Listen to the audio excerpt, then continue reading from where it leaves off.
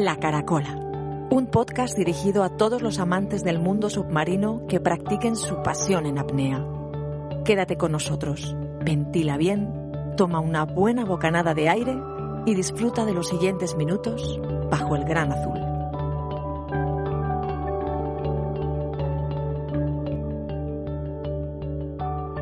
Hola y bienvenido al episodio número 14 del podcast La Caracola.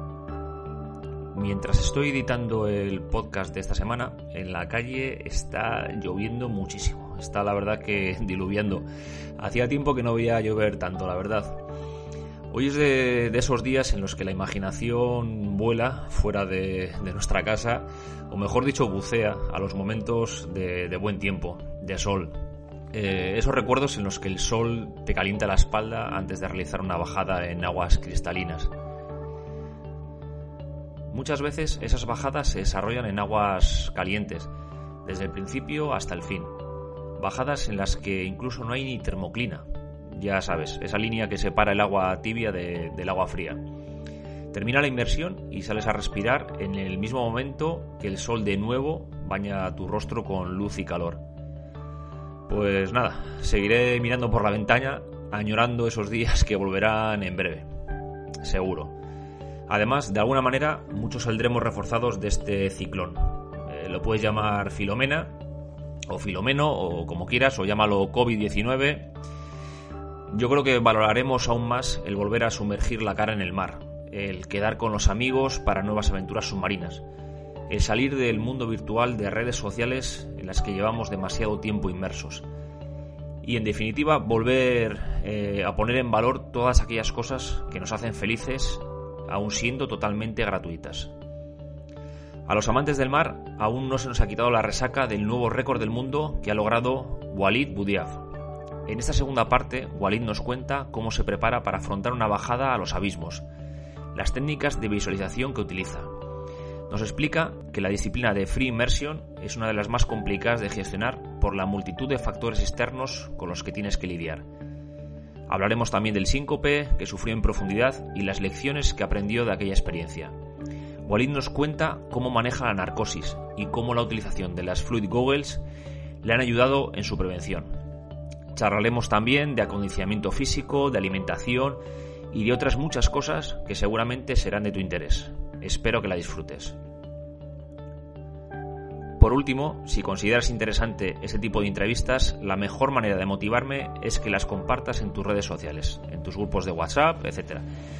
Y que toda esta información llegue al mayor número de apasionados que, como tú y como yo, estamos enamorados de este maravilloso deporte.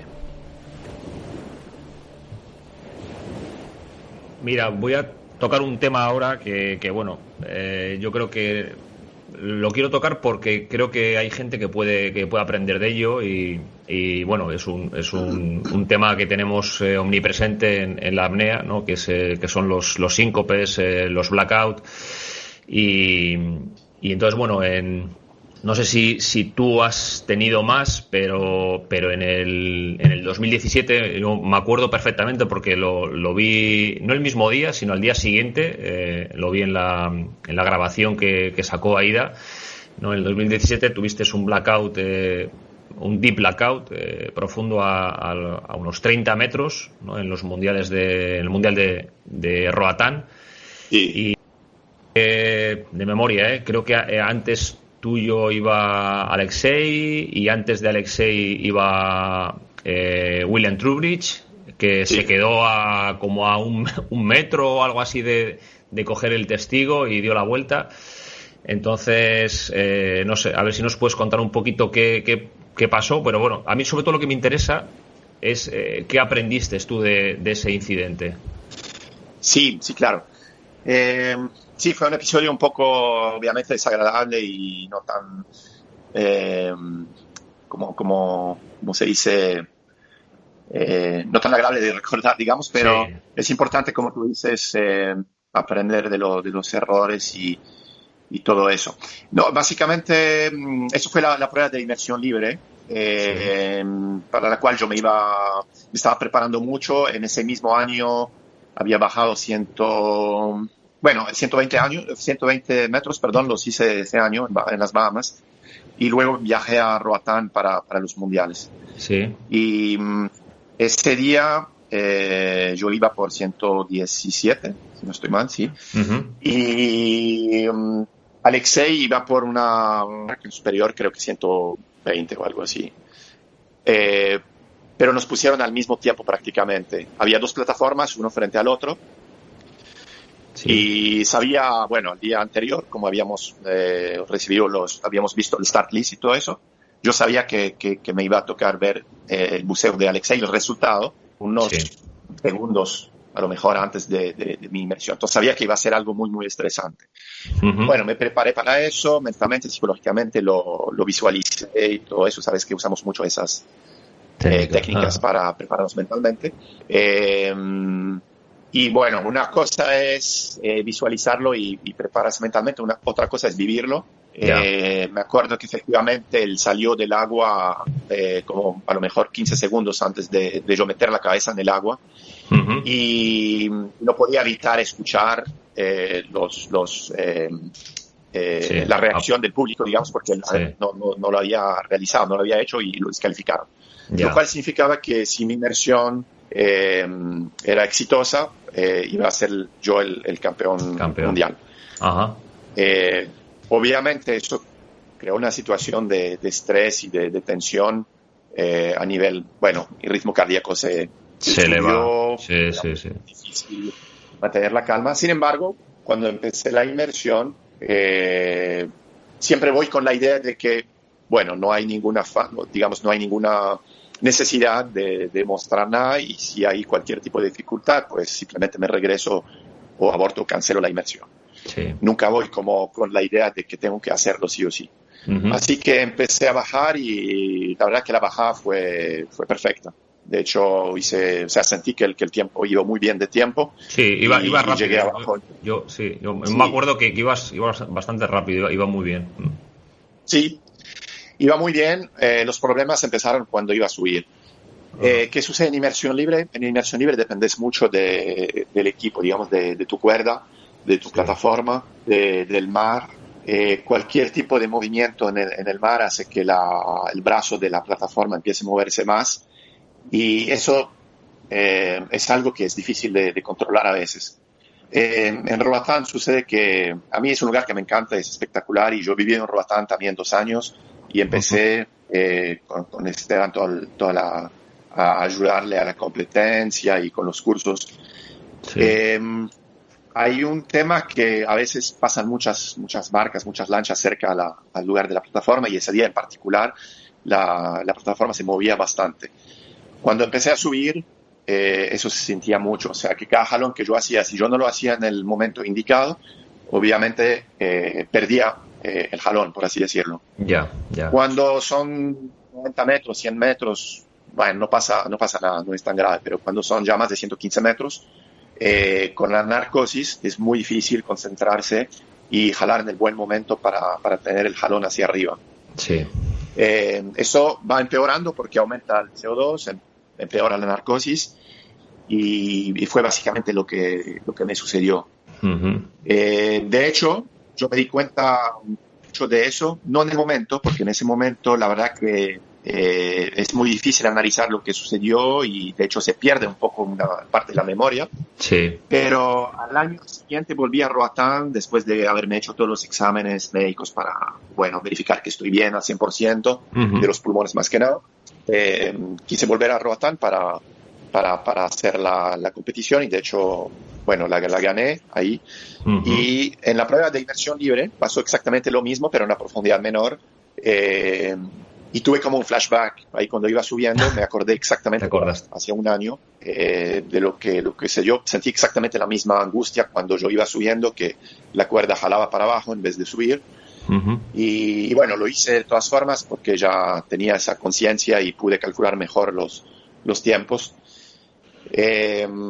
Además de eso, bueno, la cuerda que estábamos utilizando no era la mejor. Una cuerda de 8 milímetros que se estiraba mucho.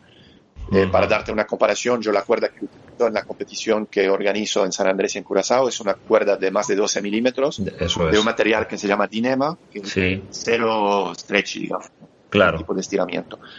Es algo que debía haber tomado en cuenta, sí, en efecto. A veces uno se acostumbra a una cierta logística como la mía en San Andrés. Yo tenía una plataforma muy, muy estable que no se movía para nada. No hay ningún tipo de lancha o de barca o de embarcación que circule cuando estamos haciendo las pruebas. Uh-huh. Está completamente protegido el lugar. Un mar completamente plano, planchado y la cuerda, como te digo, muy gruesa que ayuda mucho para inmersión libre. Obviamente cuando cambian las condiciones pueden haber problemas. Ahora, efectivamente, todos estamos en las mismas condiciones y los otros demás competidores también. Pero un accidente nunca ocurre por una sola causa, digamos. Siempre es una serie de causantes. Entonces, agregado al estrés, agregado a muchas otras cosas, obviamente crea un accidente. Y es eso básicamente, ¿no? Sí. Yo creo que lo que uno tiene que aprender de eso es, primero, en inmersión libre. Yo aprendí que dependo al 100%, digamos, de la logística. Si la cuerda no es del tamaño correcto, no es del diámetro correcto, si estira, si la plataforma se mueve, si es una lancha que se mueve de ambos lados, no sirve anunciar cosas muy, muy profundas porque es peligroso. Básicamente es peligroso. ¿Qué pasa? Con la inmersión libre no tienes aletas. Dependes de tu cuerda. Si tu cuerda está floja o no la agarras bien o se mueve para arriba y para abajo, no hay nada que hacer. Es así de sencillo. Cuando vamos muy profundo en inmersión libre se vuelve peligroso. Sí. No sucede lo mismo con peso constante, con las aletas. Obviamente tenemos que ser cuidadosos también, pero es mucho menos, digamos, el margen de error que en inmersión libre. Sí. Claro. Sí, porque ya lo has entrenado y bueno, al final eres tú y el mar y la bonaleta, por ejemplo, o la vialeta o bueno, cuando vas sin equipo, claro. Pero el free immersion, lo que dices tú, al final dependes mucho de esa línea que te lleva a superficie. Exactamente, claro, sí, tienes que tener un conocimiento y una confianza total en tu equipo. Ahora, cuando llego hoy en día a un lugar de entrenamiento como acá en Charmo, como en Kalamata o en Niza, lo primero que hago obviamente es verificar qué tipo de cuerda es. Miro otro competidor, como cuando baja y observo, digamos, el movimiento de la cuerda con respecto al mar, a ver cuánto se mueve. Sí, es ahora algo que cuido mucho. Yo creo que Miguel lo observó también mucho en Roatán cuando intentó su récord del mundo. Sí. El mismo año, yo creo que también se dio cuenta de eso. Uh-huh. Vale. Bueno, Wally, perfecto. Es lo que, más que nada, la pregunta era para esto. Sé que no es agradable recordarlo, pero al final muchísima gente va a aprender de estas cosas, de estos incidentes. Claro. O sea, que perfecto. O sea, que te lo agradezco muchísimo. Oye, cuando hemos hablado de que perdíamos masa muscular en la temporada, ¿tienes algún tipo de alimentación o dieta especial que varíes durante la temporada o sigues el mismo tipo de dieta? Sí que es cierto que en Egipto mucha gente que ha estado entrenando allí me dice que, claro, que es difícil conseguir alimentos de calidad, que una buena fuente de proteínas, no sé, ¿cómo es tu alimentación? Mi dieta es lo más posible. Cuanto más ya tengo, mejor. Volumen. Yo tengo esa fama de comer mucho, todos mis amigos me conocen por eso. Pero no, obviamente la calidad es muy importante, como tú dices, la calidad de los alimentos, los ingredientes, que sean frescos, orgánicos. En realidad el tipo de dieta importa poco, yo pienso. También, bueno, es un tema muy extenso. Para resumirlo así rápido, yo creo que, bueno, en mi caso yo he probado varias dietas, ¿no? Para ver cuál me servía. Si sabes que hay tanta información en internet y en la literatura de todo tipo de dieta, que es un mundo completamente muy, muy, muy amplio. Sí.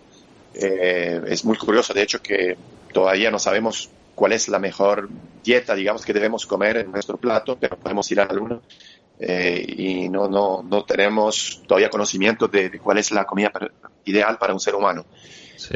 Yo creo que es muy personal. Yo he intentado ser vegetariano, vegano, paleo, keto, cetogénico, Sí. todas esas cosas las he probado. Yo creo que nunca es bueno restringirse mucho, creo que hay que cuidarse de algunos alimentos, obviamente, pero y aún así hay muchas ideas preconcebidas. Por ejemplo, el tema de la leche, el café, que son malos para el apneísta, yo creo que muchas veces son un poco exagerados también y depende mucho de cada persona, ¿no? A varias personas, por ejemplo, la leche no le hace absolutamente nada. Yo consumo lácteos a diario, yo como queso la mañana antes de irme a bucear y la verdad no me produce absolutamente ninguna mucosidad. A lo mejor a otra persona sí. Lo mismo el café o cosas por el estilo. Yo creo que hay muchas cosas muy exageradas. Sí. En resumida, pienso que uno tiene que tener, por ejemplo, el tema de las proteínas muy importante, una fuente de proteína suficiente y de buena calidad, es supremamente importante por lo que decíamos de la pérdida de la masa muscular y de muchas otras cosas, ¿no? La proteína, tiene que ver con el hematocrito, con la producción de los glóbulos rojos. Si yo no tengo suficiente, y aparte, además del hierro y de las vitaminas del complejo B, de la vitamina C, todo eso, tengo que tener un aporte suficiente en proteína. Si no, voy a perder hematocrito y proteína. Masa muscular. Masa muscular. Bueno, el resto ya depende de cada quien, yo diría. Yo la verdad no soy partidario de la comida vegetariana y me parece que la proteína que se consigue en la carne es muy difícil de reemplazar. Sí.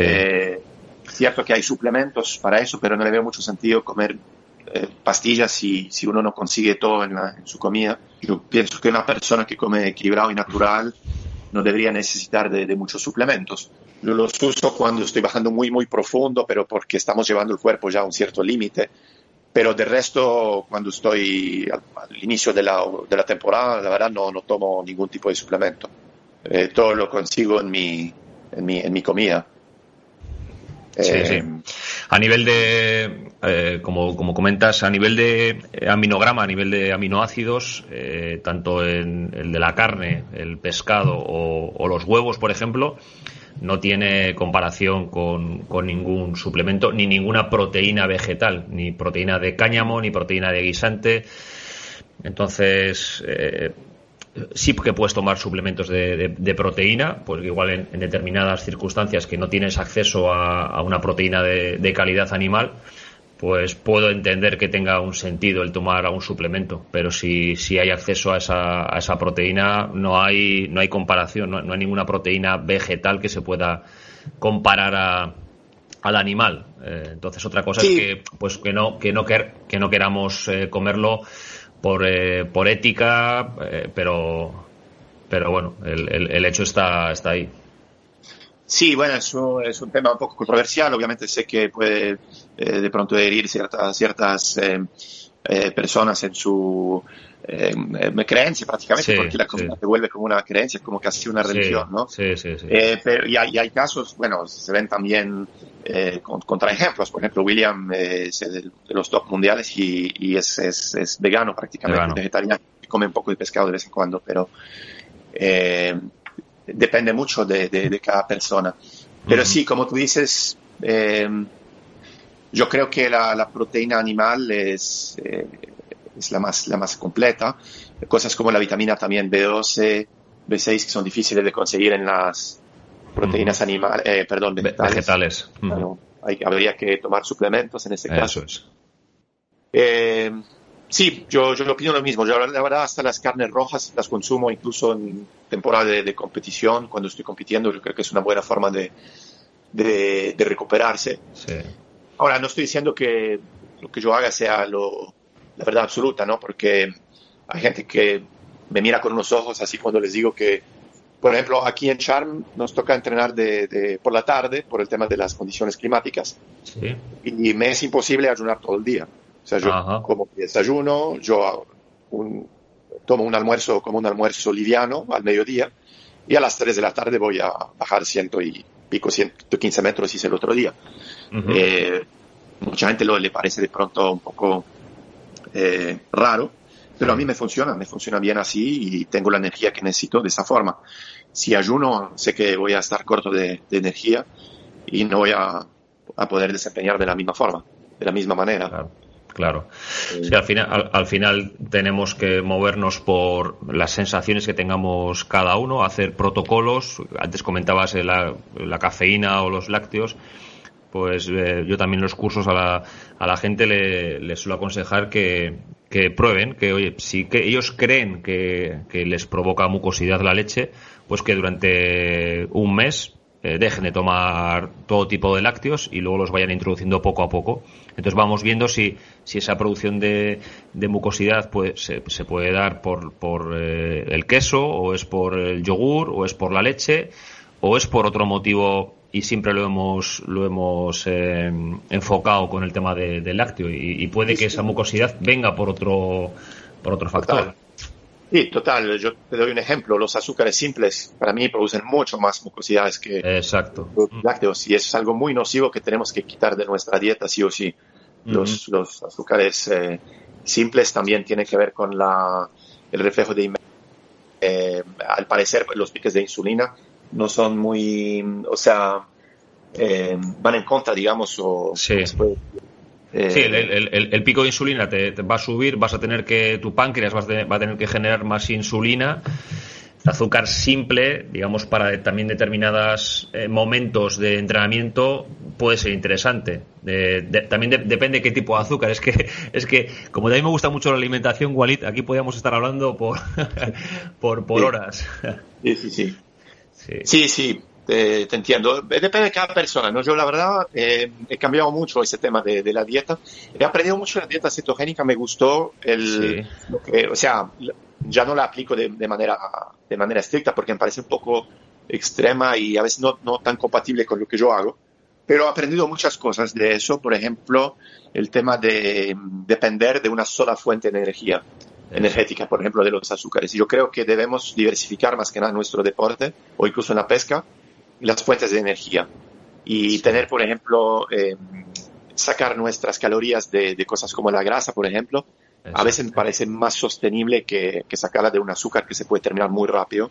Y lo he observado en mis entrenamientos profundos. He cambiado mucho las cosas que como justo antes del buceo y me ha ido mucho mejor últimamente. Sí, al final el tener una buena flexibilidad metabólica, que podamos obtener esa energía bien por la glucosa o bien por la grasa, pues bueno, hace que el cuerpo sea eficiente en todos los campos. Entonces... Sí, total. Esa, por ejemplo, costumbre, digamos, de depender al 100% del carbohidrato, de, ¿sabes?, llenar el cuerpo de pasta y de carbohidrato la noche anterior, que es algo que, bueno, la mayoría de los deportistas hicimos o hacemos, de hecho. Sí.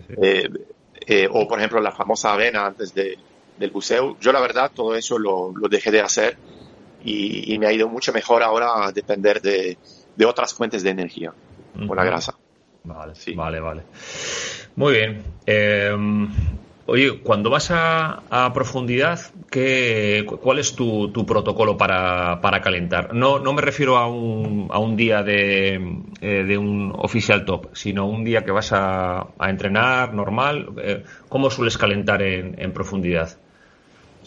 Bueno, mira, la verdad que es muy corta la respuesta. Yo, la verdad, en este momento no estoy haciendo ningún tipo de calentamiento. O sea, llego y respiro 4 o 5 minutos y voy para la profunda. Sí, ya estoy utilizando este método. He probado varios métodos y hace unos años yo hacía algún tipo de calentamiento. Yo calentaba con pulmones vacíos, más que nada con RB, pulmón residual, 1 o 2 buceos y ya listaba, como decimos, los pulmones. Sí. Pero al pasar los años me fui como reduciendo cada vez más esos calentamientos. Después pasé a un solo calentamiento y este año nada. Y en realidad me iba mucho mejor, creo. Yo la verdad lo hice también porque esta temporada, como te digo, este año ha sido muy diferente y empecé a entrenar profundo en Niza, en el sur de Francia. Sí. Y allá, como tú lo sabes bien, hace mucho frío y yo cuando bajo profundo siempre me llevo un traje de 1 milímetro, 1.5 como máximo. No soy capaz de bajar a más de 100 metros con un traje de 3 milímetros. No creo que sea muy recomendable ni seguro. Así que obviamente en esa agua a 16 grados o incluso 13 grados ahí abajo, no podía calentar, no podía hacer ningún tipo de calentamiento. Simplemente me quedaba en la barca, en la lancha, unos minutos antes a relajarme, me metía al agua 4 o máximo 5 minutos antes del official top y respiraba y empezaba el buceo. Sí. Lo probé así y me ha ido bien, y fue así como seguí después en Kalamata, en Grecia, y en Charm, y la verdad que me ha ido muy bien así. Te ha ido bien, perfecto. Y para una persona que es un apneísta medio, ¿consideras que las paradas estáticas a una cierta profundidad, los hangs, como se dice en inglés, sí, son importantes? Sí, total. El hang para mí es el mejor ejercicio que existe en el mundo de la apnea. Los hangs fueron mi ejercicio de predilección durante años. Este año no lo pude hacer por el tema también de toda esa cosa del virus, y no tuve acceso a mi logística habitual en San Andrés, donde hago los hangs. En Francia, obviamente, en esa agua no podía hacer ningún tipo de hang. Pero yo creo que todo lo que venía haciendo esos últimos años me ha ayudado muchísimo. Primero, la inmersión libre, que son buceos muy profundos, con tiempos de inmersión muy largos. Sí. Y también los hangs. ¿Por qué? Porque, mira, cuando vamos profundo, habitualmente tocamos el plato y subimos. Y son muy pocos es muy poco el tiempo que exponemos el cuerpo al ambiente, digamos, en el cual queremos entrenar. Sí. Es como si tomas, no sé, un atleta que hace triatlón o una maratón, no sé si es un buen ejemplo, pero le dices que haga su prueba máxima una sola vez y ya. O más que nada un sprinter, por ejemplo, que es mejor ejemplo. ¿Sí? Yo creo que tenemos que exponer nuestro cuerpo a las condiciones de la actividad y del deporte lo más posible, el mayor tiempo posible. Y la única forma de hacerlo es un hang. Es bajar a una profundidad promedio, obviamente. Yo siempre recomiendo 40-50% máximo de nuestro PB, de nuestra mejor marca, y hacer una pausa, o sea, una estática obviamente muy gradual, muy segura. El tema de la seguridad es aún más importante porque es un poco más difícil manejar la seguridad en esas condiciones. Claro. Si se hace bien, yo pienso que es el mejor ejercicio que un apneísta puede hacer. Sí. Mira, me estaba acordando ahora, el otro día hice una entrevista a un chico que es surfista de olas grandes, y hablábamos precisamente de eso, de que si nos paramos a pensar, un surfista está de la hora o las 2 horas que está en el agua, está muy poco tiempo encima de la tabla, está muy poquitos minutos. Entonces él decía que es muy importante entrenar ese momento, ese momento que estás encima de la tabla, porque no vale de nada con que tú vayas muchas veces al mar, porque realmente encima de la tabla buscar mejorar la técnica es muy complicado en tan poco tiempo. Y entonces en la apnea lo que tú comentas es exactamente lo mismo. Sí, total, y por eso vemos que personas que han practicado, por ejemplo, la pesca mucho tiempo, como Alfredo, como David Carrera, como varios otros, que tienen una superioridad cuando llegan a la profundidad que se nota ahí mismo. No tienen que bajar profundo todo el año, pero tienen esa adaptación del músculo, más que nada, ¿cierto? La mioglobina y la sangre también, que está como acostumbrada a trabajar, a esperar ahí el pescado, lo que sea, ahí abajo, después hacer una dinámica en el fondo, después subir y repetir eso no sé cuántas decenas de veces por día. Claro. Lo que te da volumen, digamos. Sin embargo, si uno no lo acompaña de unas bajadas muy profundas antes de la prueba, tampoco es suficiente. O sea, es el complejo, lo complejo y lo interesante de este deporte, que necesita muchas cosas, por eso los ciclos de entrenamiento, y ahí cuando se vuelve un poco más complejo. Ya, vale. Walid, tu disciplina favorita, ¿cuál me dirías? Coast and weight, dinámicas, estáticas, FIM. La verdad creo que depende, como me despierto cada día. No, depende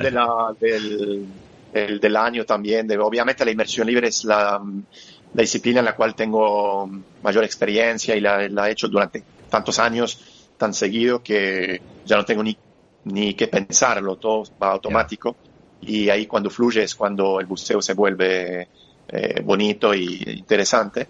Sin embargo, me gustan, yo creo que todas las disciplinas. También este año he probado por primera vez las vialetas, no tenía ninguna experiencia y nunca me imaginé bajar profundo en vialetas. Sí. Pero bueno, la primera prueba que hice en Niza bajé a 90, después a 95 y 100.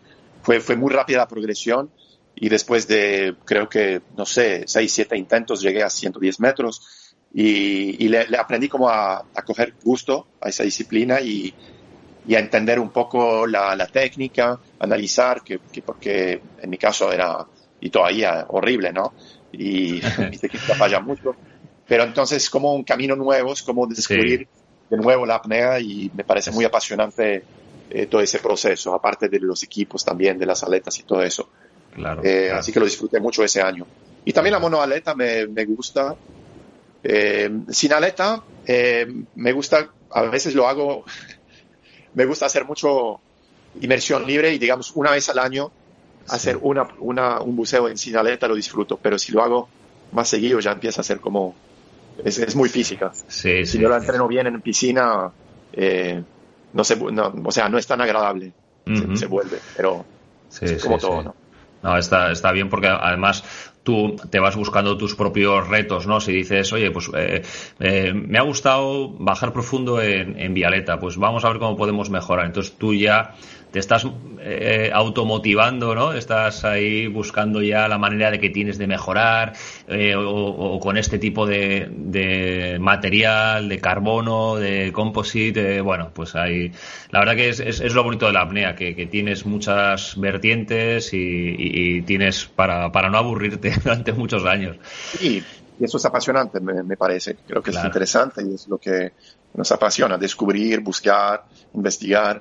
Y uno aprende mucho de sí mismo, de fisiología, de un montón de cosas, tú sabes cómo es, y eso me parece lo apasionante. Sí. Walid, ¿fluid goggles o solo pinza? Mira, yo siempre he utilizado solo pinza. Ajá. Sin embargo, siempre hay cambios, ¿no? Este año he cambiado un poco porque estoy tratando de trabajarle mucho a la narcosis. Y he descubierto que, bueno, tiene mucho que ver con lo que ves. Te doy un ejemplo. Yo bajaba mucho antes ojos cerrados en algunos tramos de la caída libre, cerraba los ojos y después volví a abrirlos para verificar la postura, todo eso. Pero descubrí que si mantengo los ojos abiertos, logro controlar mucho más la narcosis. Ajá. Porque evita que el cerebro como que se pierde un poco, se duerme, digamos, básicamente. Yeah. Y aparte, bueno, aquí en Charm tenemos está la logística de Andrea, que es espectacular para hacer peso variable con el trineo, con el deslizador. Sí. Uh-huh. Y la verdad que lo estoy disfrutando mucho. Y en ese caso es mejor utilizar también las free goggles por temas de seguridad también. A esas profundidades es mejor ser capaz de ver, ¿cierto? Para cualquier eventualidad, se enredó el langer o lo que sea. Yeah. Así que volví a usar las free goggles este año. Y me parece que puede ser interesante, la verdad, poder ver también. Lo estoy viendo de otra forma en este momento. Y su impacto sobre la narcosis me parece muy, muy interesante. Bueno, si tuvieses que pensar en la experiencia más bonita que has experimentado en el mar, fuera de competición, no me refiero a esos momentos de exaltación, de júbilo, ¿no? Sino una experiencia que has estado en el mar, me da igual que sea pescando o buceando por placer, y que hayas dicho wow, o sea, esto que acabo de sentir, que acabo de ver ahora mismo, lo tenía que ver o sentir más gente. ¿Cuál sería esa experiencia? Bueno, yo creo que primero que todo, bueno, me dijiste fuera de competiciones, pero creo que voy a citar algo que tiene que ver con las competiciones, más no el júbilo ni nada del resultado, que tenga que ver con el resultado de la inmersión o de la competición, del intento récord. En realidad eso para mí es, sin exagerar, yo diría hasta secundario. Obviamente me gusta hacer la prueba del récord o alcanzar la profundidad, pero me parece que muy, muy bonito es como todos esos momentos, todo eso, ese tiempo compartiendo con los amigos, porque a mí me gusta siempre, usualmente entreno con buenos amigos y compartimos un montón de cosas fuera y adentro del agua, y yo creo que esos momentos para mí han sido como los más fuertes y los más importantes, digamos, para mí en el agua. No necesariamente en el día de la prueba, pero todos los entrenamientos previos, todo lo que hacíamos, todo lo que teníamos que montar la logística, luchar básicamente, toda esa aventura humana me parece súper interesante. Y si no, aparte de eso, bueno, una experiencia obviamente con la fauna marina es creo que algo que a cualquier apneísta le impacta. Dos momentos, uno que fue en Bahamas, cuando estuve buceando a pulmón con delfines y estaba jugando con un delfín chiquito, un bebé que se me acercó mucho. Ajá. Y era muy curioso como ver esa curiosidad del animal hacia otro animal que está aguantando la respiración. Sí. No sé, me gustaba pensar que había como algún tipo de pronto, suena un poco creído, de pronto como de conexión. Sí, pero era más como la curiosidad del animal y ver cómo sus ojos, cómo me miraba. Sí. Y lo otro fue en Galápagos cuando estuve organizamos una expedición ahí en apnea también, ver toda esa vida a la cual desafortunadamente ya no estamos acostumbrados, sí. Porque la mayoría de los océanos ya no se ve nada, y más cuando somos apneístas y bajamos tan profundo, pues no se ve, es un desierto, digamos. En Galápagos por primera vez vi como yo creo lo que era el océano y el mar hace muchos años. Esa cantidad de vida, esa cantidad de tiburones, tantos que a veces opacaba la luz encima de nosotros, la cantidad de tortugas que uno veía en una sola bajada en apnea, sí. Todo eso es algo, yo creo que sí. Cualquier persona le impacta. Claro, sí, y hablando del medio ambiente y de cómo ha cambiado zona del archipiélago de San Andrés, Providencia y Santa Catalina, ahí os impactó de lleno el huracán Lota, ¿no? Sí, total. Le dio, ¿cómo está la zona ahora? ¿Está recuperada? Se está recuperando, bueno, toma mucho tiempo recuperar eso, toma yo creo que años. Más que nada la isla de Providencia, que es la otra isla vecina, que es una isla chiquitica, muy pequeña, con una infraestructura muy limitada, unas construcciones muy isleñas, digamos, que no estaban hechas para este tipo de eventos. Hay que decir que en realidad creo que es de las pocas veces que ha pasado algo así, creo que es la segunda vez en la historia de esas islas, ajá. Porque no es una zona, digamos, impactada por los huracanes como lo suele ser Dominica o Bahamas o Puerto Rico. Usualmente la parte de San Andrés y Providencia está más protegida y por eso que no estaban preparados. Sí. Así que sí, desafortunadamente les impactó muy duro. Mucha gente lo ha perdido todo. Afortunadamente no hubo casi pérdidas humanas, muy poco, que es la verdad una cosa, es un milagro. Sí, milagro. Cuenta la fuerza de ese huracán, pero Providencia quedó completamente destruido. Sabes las imágenes aéreas y no se ve ningún tipo de vegetación, ningún tipo de... Los techos todos volaron. San Andrés un poco menos, pero de todas formas hubo muchas pérdidas. Yo perdí la plataforma que tuve ahí. Bueno, hay gente que perdió cosas mucho más valiosas, obviamente. Claro. Casas y su vida. Y la gente de ahí, o sea, es su casa, no tiene a dónde más ir. Yo cuando voy, entreno y tengo el mar y las condiciones, pero nosotros si tenemos algún problema, obviamente podemos ir a otra parte, pero la gente que vive ahí tiene sus casas ahí.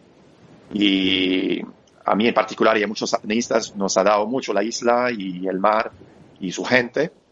Yo entrenaba mucho básicamente todo lo que hice allá se lo debo a los pescadores locales, a la gente muy de la isla, muy humilde, sí. Y esa gente es la que más les ha afectado eso y me da obviamente mucho, ¿cómo se dice? Sí, mucho pesar que les haya tocado tan duro. Claro, así que, claro. De ayudar obviamente con lo que se puede. Con lo que puedas. Muy bien, pues no sé, yo la verdad que no creo que haga falta venderlo mucho, San Andrés, pero dinos a los que estamos deseando de ir a Colombia, a una isla paradisíaca como San Andrés, ¿qué es lo que podemos encontrar allí? Aparte de que si queremos hacer freedive, si queremos ir de vacaciones, allí tienes el centro, ¿no? Es en San Andrés. Sí, claro, ahorita no está trabajando, este año no hubo, obviamente. Sí, bueno, sí. ¿Ya? Menos el mes de marzo, antes de que empezara todo. Pero sí, ahí es donde hacemos la mayoría de las actividades. Es un lugar, yo diría, paradisíaco para la apnea, o sea, las condiciones son espectaculares, como te lo estaba diciendo. Aguas a 28, 29 grados todo el año, cero corriente, mucha profundidad y más que nada la visibilidad también. Aparte de eso, yo creo que se puede encontrar una isla muy auténtica, yo diría, sí. En el Caribe. Sabes que el Caribe es muy diverso, o sea, cada isla tiene sus influencias diferentes, algunas con influencias holandesas, norteamericanas, españolas, portuguesas, etcétera. Y hay mucha cultura americana, obviamente, en todo el Caribe, sí. Y eso hace que muchas de esas islas han perdido su cultura y su autenticidad. Creo Sí. que San Andrés es una excepción. San Andrés ha conservado, la verdad creo que es lo que más yo creo que admiro de esa isla, porque ha conservado su cultura, su identidad, ¿no? identidad, exacto. Uh-huh. Su identidad, tiene un idioma propio, se creó el inglés, que todavía se habla mucho, y su música, o sea, la gente ves que es orgullosa de sus raíces, y eso es bonito, me parece, porque es como estar en una isla de esas que tú lees cuando eras chiquito, del Caribe, la isla de piratas de hace 400 años. Conservó mucho de eso, su arquitectura también. Hay muchas cosas interesantes para el que quiera verlas. Muy bien. Y luego ahí tenéis posibilidad de hacer, de entrenar, dais también cursos. Sí, esperemos que el próximo año sea más fácil. Bueno, ya en este momento se puede llegar a Colombia, ya no hay tanto problema. Y la isla está abierta al turismo. Ajá. Así que las mejores condiciones a nivel climático son a partir del fin del mes de febrero, y a partir de marzo ya el mar se pone completamente plano. Uh-huh. Y a partir de ahí yo creo que estaré organizando de nuevo unos talleres. Muy bien, muy bien. Pues para toda la gente que esté interesada, luego comentaremos un poquito cómo contactarte y así. Vale, Walid, tú, no sé si vistes la mítica película Rocky, no sé si claro. De Sylvester Stallone, ¿vale? Pues en Rocky 4, que era la lucha entre Rocky e Iván Drago, ¿no? El ruso. Y entonces, Rocky, la gente que la haya visto, pues veía como levantaba, como su entrenamiento se basaba eso, en levantar troncos, en correr por la nieve, y luego en el caso de Iván Drago, el ruso, era pues todo lo contrario, ¿no? Era un entrenamiento más técnico, más controlado, con científicos analizándole todo. Entonces, en tu caso, ¿tú te consideras como un apneísta más técnico, más Iván Drago, o más espiritual, místico, que se mueve más por sensaciones o más por corazón, como podría ser Rocky? Es una buena pregunta, un poco difícil. A ver, yo creo que este deporte de la apnea obviamente hay una parte mística y un poco espiritual muy importante para muchas personas. Yo la verdad estoy un poco alejado de esa parte mística, digamos, por ejemplo, no practico yoga ni nada de eso. No me gusta a veces, me parece que a veces vuelve un argumento un poco marketing, digamos, de meterle demasiado misticismo a la cosa, y creo que yo siempre también he sido una persona muy como racional, muy por mi background de pronto científico y más como de analizar las cosas y de comparar números, de medir.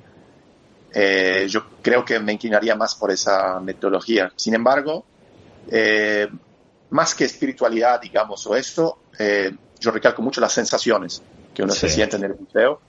Y yo pienso que es un deporte extraño porque por un lado hay que tener esa mente, yo creo, como racional, analítica, científica. Sin embargo, no es una ciencia, obviamente es lejos de ser una ciencia exacta y nadie la tiene. Así que tiene que tener mucha improvisación basada en sensaciones, en emociones muchas veces, y en percepciones, que son más de cosas como de la mente inconsciente, incluso, no cosas racionales. Así que tienen de las dos. No sé si hago entender.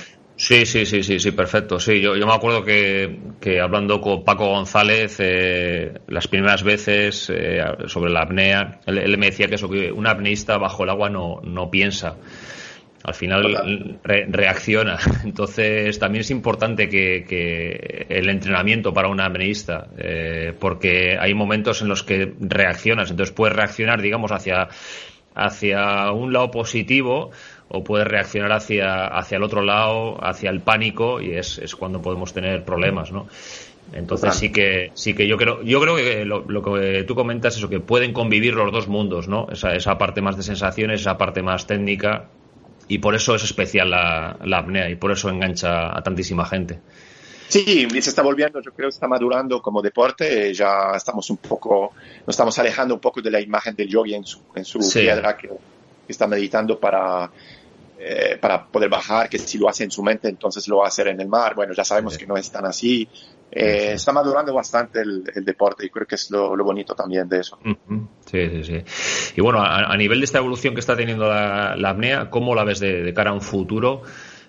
¿Tú crees que podremos incluso llegar a verla en las Olimpiadas? ¿Cómo ves el...? Bueno, ese tema de las Olimpiadas creo que es un tema muy, muy político y muy económico también. Sí. Lo vemos en muchos otros deportes. Hay deportes mucho menos, yo lo veo así, como mucho menos espectaculares, digamos, bonitos que la apnea, que ya son deportes olímpicos. Sí. O sea, más que de imagen o de espectáculo, es más saber vender, digamos, la actividad. Y yo creo que eso es lo que hizo mucha falta, y hace todavía mucha falta a este deporte. Es básicamente personas con visión que sepan vender el deporte para que llegue a nivel de otras actividades como el surf, como el golf, como el velerismo. Bueno, deportes que tienen una cierta imagen, una cierta estética y una cierta... que mueven patrocinadores fuertes, que mueven dinero básicamente. No es una manera de volver el deporte más mercantil ni nada de eso, sino que desafortunadamente las federaciones y los organismos que manejan ese deporte, creo que se les olvida mucho pensar en el atleta y también en el organizador de competición, que son las dos bases de este deporte. Si tú no tienes atletas, no te importan tus atletas, el deporte no va a crecer. Claro. Y las competiciones también. Yo lo sé porque soy a la vez atleta y organizador de competiciones. Sí. Yo la verdad decidí parar de organizar competiciones porque, aparte que es un trabajo, un estrés, una responsabilidad sin fin, uno no gana nada. No, exacto. Uno pierde una cantidad de dinero, de tiempo y de energía. A veces se ponen en situaciones hasta peligrosas o hay mucha responsabilidad también en juego de vidas humanas que y el resultado final es muy poco. Las federaciones no están ayudando. Ahora, este año creo que están cambiando muchas cosas y ojalá que eso siga así.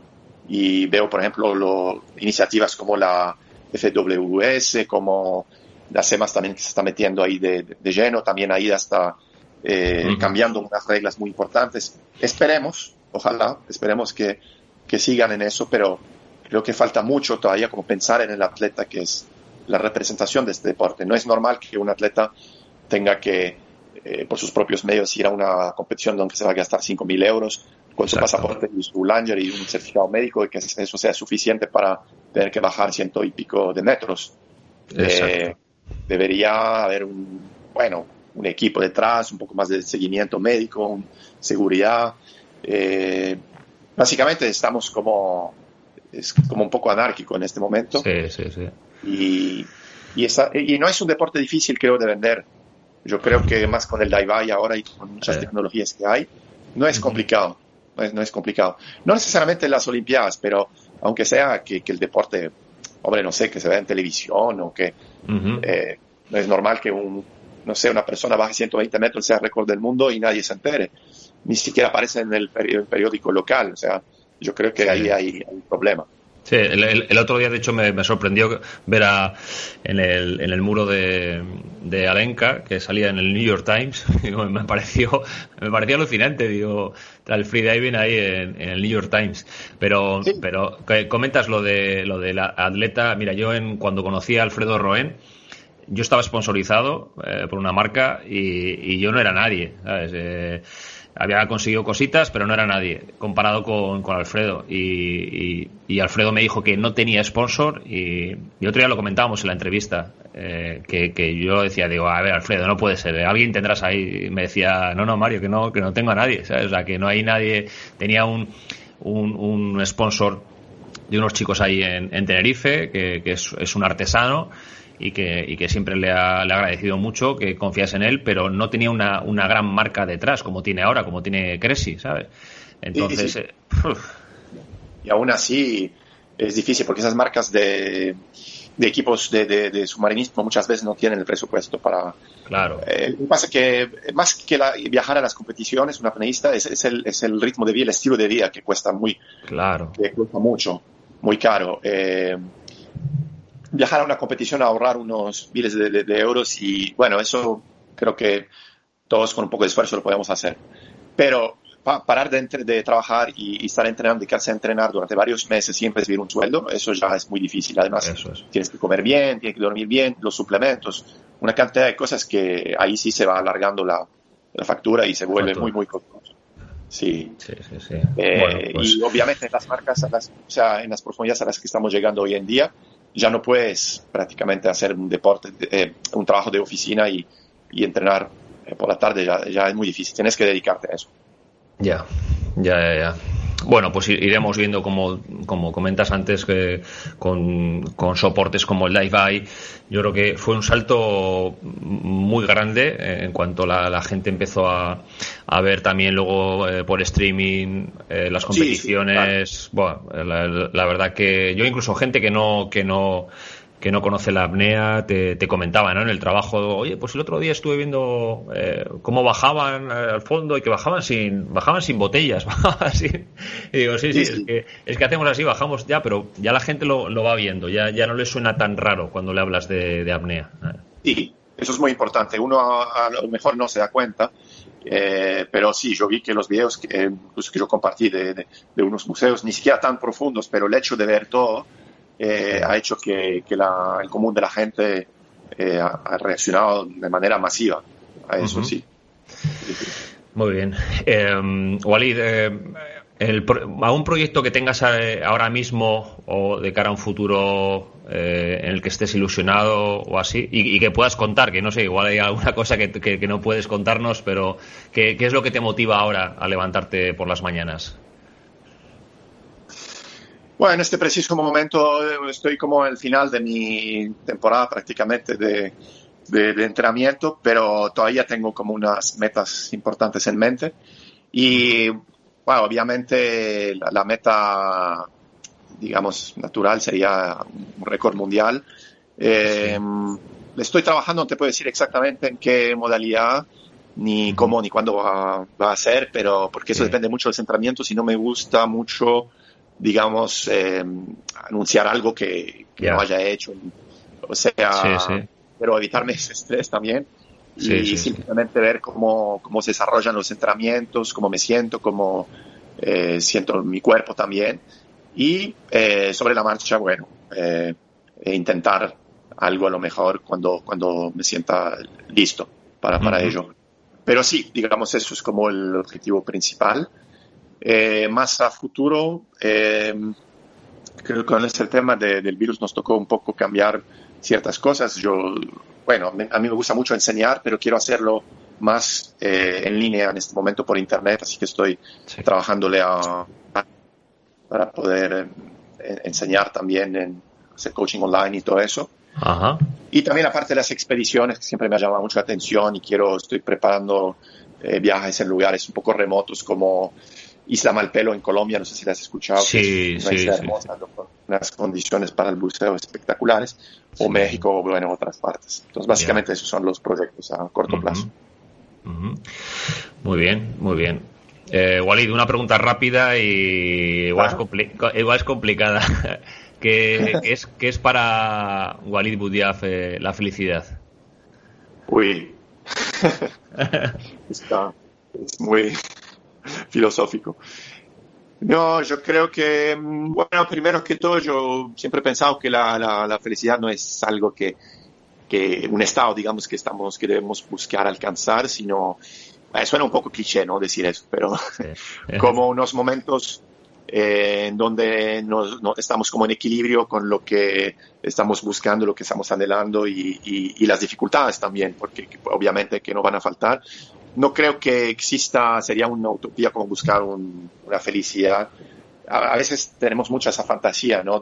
Sea un lugar o una situación, o una actividad, o un trabajo, una persona, una pasión o lo que sea que nos van a hacer felices y vamos a conseguir la felicidad. Pero yo creo que primero que todo es aceptar las dificultades que van llegando con lo que nos hace feliz, sea por ejemplo la apnea, o sea por ejemplo la persona que nos acompaña, o por ejemplo el lugar donde estamos. Siempre van a haber dificultades porque nada es perfecto. Claro. Y yo creo que debemos tratar de aceptar eso y ser conscientes de eso para no aburrirnos y disfrutar de esos cortos momentos de equilibrio y de pasión, de momentos agradables, sabiendo que después habrán momentos un poco más feos, un poco más tensos. Y así, yo creo que al cuerpo humano le cuesta mucho entender esa progresión del tiempo, que nunca las cosas... Es muy difícil para nosotros entender eso. Y pienso que en el momento que podemos de pronto aceptar esa noción de que pasa el tiempo y que a veces hay cosas malas, cosas buenas, creo que ya podemos estar como un poco más, no sé si felices, pero un poco más en equilibrio de pronto. Muy pero bien. Muy filosófico. No, está bien, es muy bien. Bueno, Walid, a la persona que eras tú cuando eras joven, ¿qué le dirías? ¿Tú crees que eres o eres consciente de algún error que hayas podido cometer? Digo, dentro de la apnea o fuera de la apnea, y que pudieras arreglarlo, o algo de tu vida que hubieses cambiado. O sea, me estás diciendo que ya no soy joven, ¿cierto? No, bueno, comparado conmigo, sí. ¿Tú de qué año eres, Walid? ¿Cuándo naciste? 78, ya no 78, soy. 78, sí, yo soy de 74. De edad mental tengo 13 años. Bueno, pues podemos ir a jugar al patio. Dime. Sí, no, yo creo que, a ver, de pronto en lo que sí, a lo mejor de las pocas cosas que he cambiado era, me acuerdo cuando empecé este deporte y empecé como a competir y a buscar resultados y y siempre he tenido como esa gran voluntad, digamos, de tratar y de alcanzar las cosas, pero lo que he cambiado es aceptar a veces que las cosas no van como uno quiere, aceptar la derrota, aceptar fracasos, mucho más que antes, porque antes obviamente me deprimía, obviamente lo tomaba muy mal, y digamos que el resultado final era lo que contaba, tipo por ejemplo un récord nacional, un récord mundial, lo que sea. Yo hacía todo para lograrlo y era como la única meta y motivación, por así decirlo. Sí. Hoy en día ha cambiado mucho eso. Como te decía antes, la verdad que la meta final la considero hasta secundaria. Y valoro mucho lo que aprendo cada día, porque me parece muy apasionante, me parece muy interesante lo que se aprende en este deporte. Y bueno, tratar de quitarle importancia, restarle importancia a la meta final, a la meta, lo que sea. Yo siempre me pongo en mi mente si lo hago bien, y si no pasa nada. No pasa nada. No. Obviamente para lograr eso es un poco difícil y tienes que estar como con muchas cosas. Sí. Bueno, sí, yo creo que al final es un proceso de maduración y hay que pasar también esa fase de los números, ¿no? Porque yo lo veo en cada persona que acude a un curso. En el fondo todos quieren superar sus marcas, ¿no? Y tienen esa obsesión de cuando vamos el primer día al mar, mirar el reloj, a ver cuántos metros han bajado, cuánto tiempo han hecho en la piscina. Entonces algo que tenemos que superar, que madurar, y luego ves que la apnea te da algo más aparte de números, ¿no? Sí, total. El aprendizaje que tienes es mucho más importante. También, obviamente los números tienen que ver con el ego directamente. Sí. Todos tenemos esa parte del ego y creo que es el primer obstáculo para bueno, al menos un apneísta, no sé si un ser humano, pero como deportista sé que es un gran problema amarrarse a algún número y decir, bueno, yo soy bueno si hago esto y si no, no valgo nada o lo que sea y nadie me va a poner cuidado. Esa parte hay que quitarla porque si uno hace el deporte para gustarle a los demás o para lograr, qué sé yo, cualquier tipo de ¿cómo se dice? De meta, objetivo. Como para figurar, digamos, en alguna forma, en alguna parte. Sí. No tiene que ser una foto en el periódico, pero puede ser simplemente un número en una página o lo que sea. Sí. Si eso se vuelve el objetivo final, hay más riesgo de derrotas fuertes a nivel psicológico. Psicológico, sí. Y deprimirse, por ejemplo, perder la motivación, abandonar. Por eso mucha gente abandona, porque se deprime, no consigue como demostrar o a los demás o también a sí mismo de pronto alguna meta, alguna cosa, y obviamente el primer resultado es la depresión. Puede ser una gran palabra, depresión, pero simplemente abandonar, ¿sí? Y yo creo que para no abandonar, para protegerse a uno mismo, es importante quitarse lo más posible ese ego, lo más que se pueda. Es imposible quitarlo del todo, obviamente, todos lo tenemos, pero disminuirlo mucho. Sí. No, pues está muy bien, muy buena reflexión, me parece muy buena reflexión. Bueno, Walid, pues nada, llevamos ya 1:50 hablando. Bueno, coméntanos un poquito la gente que quiera contactar contigo, cómo puede hacerlo. Bueno, por mi Instagram o mi Facebook estoy disponible todo el tiempo, me pueden escribir. Yo sé que mi nombre es un poco complicado, Walid, pero el apellido más todavía. O mi email, walidapnea. Sí. .com, creo que es lo más sencillo. Estoy actualizando mi página también en este momento, entonces va a estar disponible walidboudiaf.com. Así que lo que necesiten con mucho gusto, siempre que también, no sé, si tienen alguna duda o a veces me preguntan cosas sobre algún video, siempre que estoy disponible, obviamente lo contesto inmediatamente. Sí, oye, mira, tenía una curiosidad. Vi una foto tuya que estabas sentado en el fondo, tomando, no sé, o charlando, tomando un café y con tiburones de fondo. ¿Eso es Photoshop o es una imagen real? Es una imagen real. ¿Sí? Una imagen real.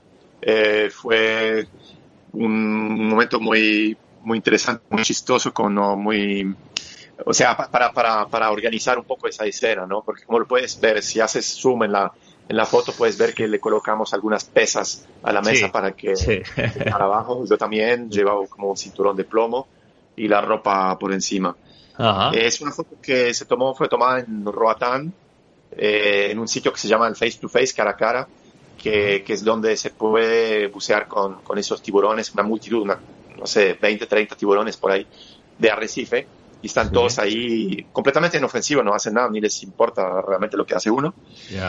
Y lo tomó una fotógrafa que se llama Leah Barrett, de Estados Unidos, que tiene mucho talento para este tipo de fotos. Ella lo que quería básicamente era sensibilizar a la gente hacia los tiburones y mostrar, digamos, una escena casual, normal, diaria, de la vida diaria dentro del ambiente de los tiburones y del mar. Básicamente eso.